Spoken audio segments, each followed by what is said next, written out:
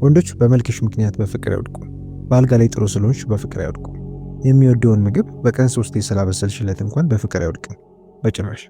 እውነታው አንቺ ከምታስቢው በላይ በጣም የሚያስደንቅ የበለጠ ስለነበራዊና የበለጠ የማይመች ነው። እና ይህ አንድ ነገር መጀመሪያ እስከሚፈጠር ድረስ እሱ ከአንቺ ጋር ይደሰታል፣ ይወድሻል፣ ያሳድድሽ እንኳን ይችላል። ነገር ግን አያፈቅርሽም። እስከ መጨረሻው ድረስ አብረሽኝ ቆይ። ምክንያቱም አንድ ይህንን ስትሰሚ ለምን ሌሎች ሴቶች ችላ እየተባሉ አንዳንድ ሴቶች አንድና ብቸኛ የመሆንን ዘውድ እንደሚላበሱ ትረጃለሽ።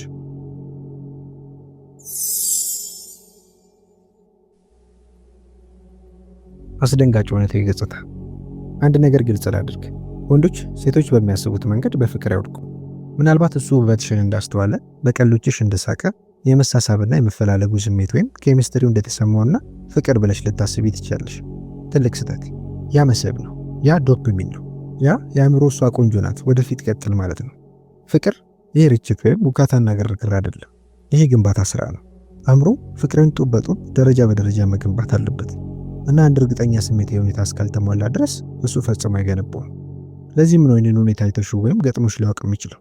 እሱ ቀን በቀን ቴክስት ያደርጋል፣ ትክክለኛውን ነገር ሁሉ ይናገራል፣ ከጓደኞቹ ጋር ያስተዋውቅሻል እና በድንገት ለቁም ነገር ዝግጁ አይደለሁም የሚል ነገር ይናገራል። ትርጉሙ ሁኔታው ወይም ስሜቱ ፈጽሞ አልተቀሰቀሰም። እሱ በመስህብ ውስጥ ይዋኘ ነበር። ነገር ግን ፍቅር የዋና ልብሱንም እንኳን አላዘጋጀም ነበር። ሴቶች የሚሰሩት ትልቁ ስህተት እዚህ ጋር ነው ነገሮች የሚበላሹት። ብዙ ሴቶች ጥረት ከፍቅር ጋር እኩል ብለው ያስባሉ። ታማኝ እንደሆንኩ ካረጋገጥኩ እሱ እኔ አንድና ብቸኛዋ እንደሆንኩ ያህል ብለው በማሰብ ከመጠን በላይ ይሰጣሉ፣ ከመጠን በላይ ያስባሉ፣ ከመጠን በላይ ኢንቨስት ያደርጋሉ። ይህን ስገልጽልሽ አዝናለሁ። ነገር ግን በእሱ አእምሮ ውስጥ ያ ከፍቅር ጋር እኩል አይደለም፣ ከምቾት ጋር እኩል ነው። ይህ ለእሱ ነፃ ዲኤስቲቪ፣ ነፃ ኢንተርኔት፣ ነፃ ምግብ እንደመስጠት ነው። በእሱ ይደሰታል በትክክል። ነገር ግን ለእሱ ዋጋ ይሰጠዋል በፍጹም። የነፃ አገልግሎቱ እስከሚያልቅ ድረስ ይጠቀምበታል። ከዛ ወደሚቀጥለው ይሄዳል። ለምን? ምክንያቱም ፍቅር ምቹ ከመሆን አይወለድም። ደህንነት እንዳለው በሚሰማ መንገድ በስሜታዊነት ፈታኝ ከመሆን ይወለዳል። እና ያ ሚዛን አብዛኞቹ ሴቶች ሙሉ በሙሉ ይስቱታል። መስህብ ርካሽ ነው፣ ፍቅር ውድ ነው። መስህብ አንድን ምርት ለማስተዋወቅ እንደሚሰጥ ነፃ ቅምሻ ነው። ቀላል፣ ፈጣን፣ ቅጽበታዊ ነው። ምንም ጥረት አይጠይቅም። ለዚህም ነው አንድ ወንድ በአንድ ሳምንት ውስጥ ከ10 ሴቶች ጋር ሊሰማው የሚችለው። ነገር ግን ፍቅር እሱ ጊዜውን፣ ጥረቱን፣ ተጋላጭነቱን ኢንቨስት እንዲያደርግ ይጠይቃል። እና ነገሩ እንዲህ ነው። ወንዶች ኢንቨስትመንታቸው ወይም ጥረታቸው እንደሚገባው ዋጋ እንዳለው እስከሚሰማቸው ድረስ በፍቅር አይወድቁም። ይህ ጨዋታዎችን ትጫወቻለሽ፣ እሱን ችላታ ያለሽ ወይም በጣም ጥሩ እንደሆንሽ ታስመስያለሽ ማለት አይደለም። ይህ አእምሮ በሚስጥር የሚመኘውን አንድ ነገር ትቀሰቅሻለሽ ማለት ነው። ገንዘብ፣ መልክ ወይም ወሲብ የማይገዛውን ነገር እና አንድ ነገር በሰከንዶች ውስጥ እንመጣበታለን። ነገር ግን መኝ አንቺ እንደምታስቢው አይደለም። በትክክል ለውጡን የሚፈጥረው ወይም ስሜቱን የሚቀሰቅሰው ነገር ምንድን ነው? በጣም ጥሩ። ነገሩ እንዲህ ነው። ወንዶች በስሜታዊነት ጉልህ እንደሆኑ እስካልተሰማቸው ድረስ በፍቅር አይወድቁም። ይህንን ወደ ውስጥሽ አስገቢው። ጉልህ ወይም ትርጉም ያለው ማራኪነት አይደለም፣ መዝናናት አይደለም፣ ምቾት አይደለም፣ አስፈላጊነት ወይም ጠቃሚነት። ይህ ነው በፍቅር የሚተዋወቃትን ወይም ዴት የሚያደርጋትን ሴት ቁርጠኛ ከሚሆንላት ሴት የሚለየው አንድ ነገር።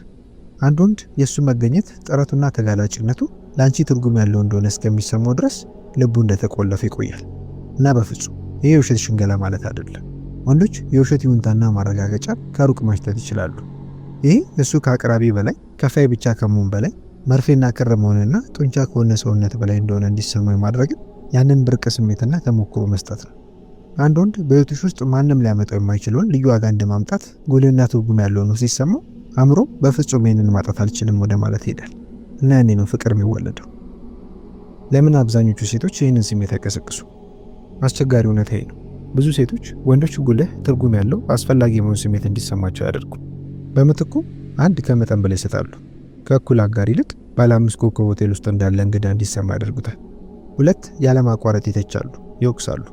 ይህም እሱም በስራው ላይ እንደወደቀ ክፍያ እንደሌለው ለማች ሰራተኛ እንዲሰማ ያደርገዋል። 3 በቀላሉ የሚተካ የመሆን ጉልበት ይሰጣሉ። እሱ እንደናደርሽ ብሎ ቴክስት በሚልክ ማንኛውም ወንድ ሊተካ የሚችል አድርጎ ይዙታል። ያ በሚሆንበት ጊዜ እሱ በጉዞ ይደሰታል። ነገር ግን በፍጹም ስሜቱን ኢንቨስት አያደርግም።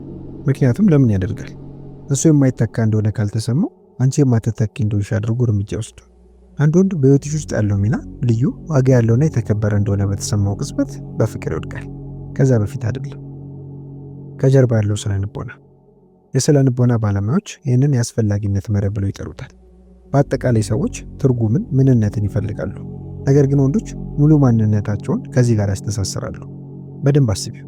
ከልጅነት ጀምሮ ወንዶች ለመተግበር ለማከናወን የሰለጠኑ ናቸው። ጨዋታዎችን ማሸነፍ፣ የተበላሹ ነገሮችን መጠገን፣ ችግሮችን መፍታት። ፍቅርን ከአስፈላጊነት ወይም ጠቃሚ ከመሆን ጋር እኩል አድርጎ ይመለከታሉ።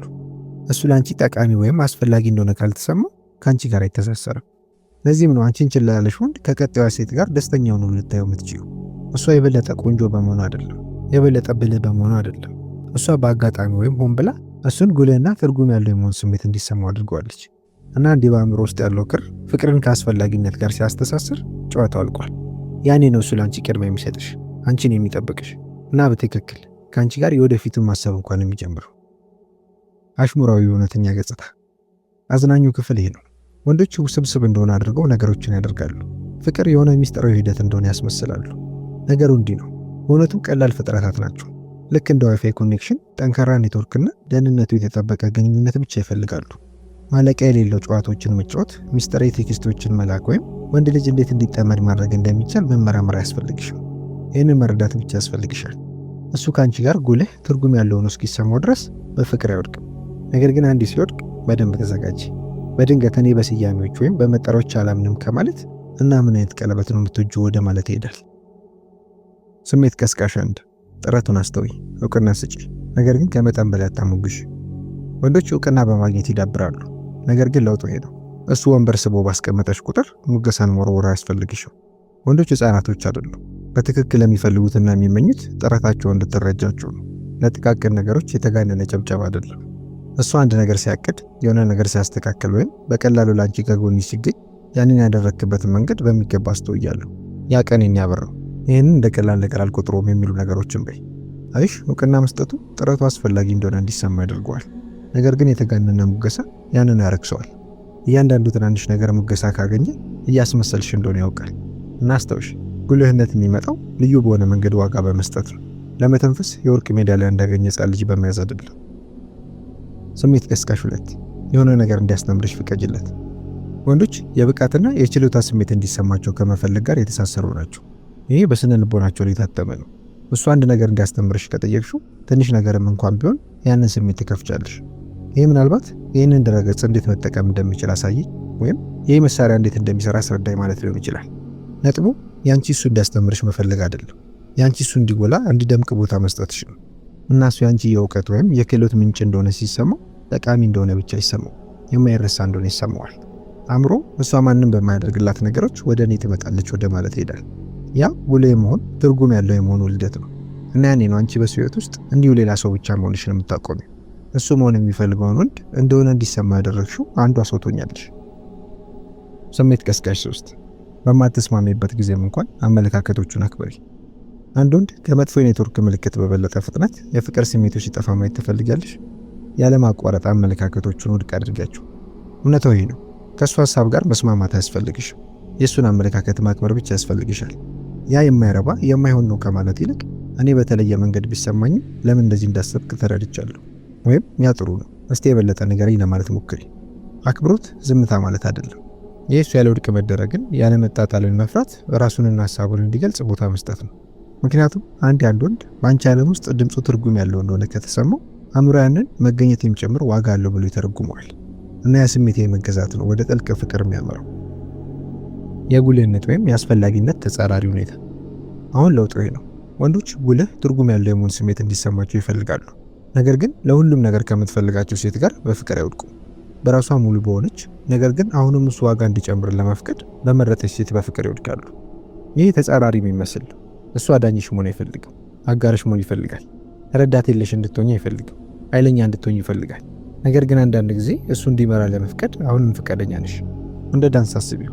ሙሉ በሙሉ ለብቻሽ መደነስ ትችላለሽ እና ደህና ትሆኛለሽ።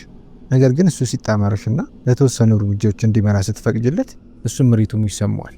ያኔ ነው ጉልህነት ወደ ፍቅር የሚያበበው። ይህ ለምን ይሰራል? ከአእምሮ የነርቭ ስርዓት አንጻር የአእምሮ ጥናቶች እንደሚያሳዩት ወንዶች ከፍ ያለ ዋጋ እንደተሰጣቸውና ጉልህ እንደሆኑ ሲሰማቸው ኦክሲቶሲንን ይለቃሉ። የትስስር ሆርሞንን በከፍተኛ መጠን ያመነጫሉ። ይህ እናቶችን ከልጆቻቸው ጋር የሚያስተሳስረው ተመሳሳይ ሆርሞን ነው እና ገምች፣ ወንዶችን ከሴቶች ጋርም ያስተሳስራል። አንድ ወንድ ከአንቺ ጋር ጉልህ እንደሆነ ሲሰማው አእምሮ ያንን የኦክሲቶሲን ከፍታ በቀጥታ ከአንቺ ጋር ያገናኛል። ይህም ማለት አንቺ በሱ ህይወት ውስጥ ሌላ ሴት ብቻ መሆንሽን ታቆሚያለሽ። የሱ ስሜታዊ አባዜ ትሆኛለሽ እና አእምሮ ሲጣመድ ሱሰኛ ሲሆን ጨዋታው አልቋል። ያኔ ነው ከመደበኛነት የተለመደ ወደ ቁርጠኛ የሚሆንለት፣ ከምናልባት ወደ ሊኖረው የሚገባ ወደ እርግጠኝነት፣ ከጊዜያዊነት ወደ ዘላቂነት የምትሄጂው። ስለዚህ በዚህ ጥያቄ ልተውሽ። በህይወትሽ ውስጥ የትኛው ወንድ አንቺ ለሱ ጉልህ እንደሆንሽ ትርጉም እንዳለሽ አሳይቶሻል? ምክንያቱም አስታውሽ፣ ይሄ አንድን ወንድ ከአንቺ ጋር በፍቅር እንዲወድቅ ስለማድረግ ብቻ አይደለም። ይሄ ፍቅርሽን እኩል የማትተኪ እንደሆንሽ እንዲሰማሽ ለሚያደርግ ወንድ እየሰጠሽ መሆኑን እርግጠኛ ስለመሆን ነው። አንቺ ሁሉንም ስራ እየሰራሽ ሁሉንም ነገሮች እያደረግሽና እሱ ምንም እያደረገ ካልሆነ አንቺ የሱ ንግስት አይደለሽ፣ አንቺ የሱ ምቾት ነሽ። እና ጉልህ እንደሆንሽ ትርጉም እንዳለሽ እንዲሰማሽ የማያደርግ ወንድ ከአንቺ ጋር በፍቅር ለመውደቅ የሚገባው ወንድ አይደለም። ስለተከታተላችሁኝ አመሰግናለሁ። ሰላም ቆዩልኝ።